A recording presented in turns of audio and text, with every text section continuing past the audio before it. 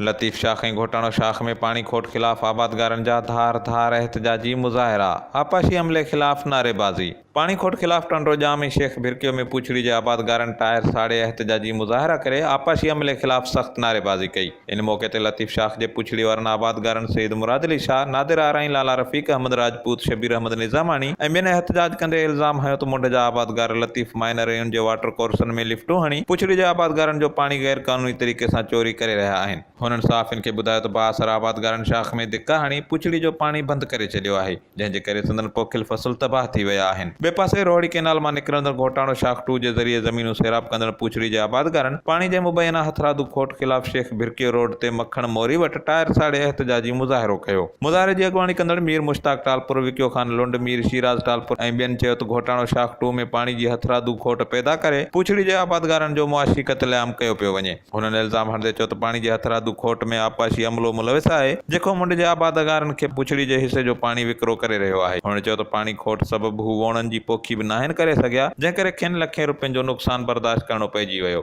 आबादगारनि सिंध जे वज़ीर आला सेक्रेटरी आपाशी समेत ॿिनि वसवारनि इख़्तियारनि खे अपील कंदे चयो त घोटाणो शाख में पाणी जे खोट जो नोटिस वठी आबादगारनि जो मुआशी क़त्ल बंदि कयो वञे। Gulsher Lochi, Kawish, digital media reporting team.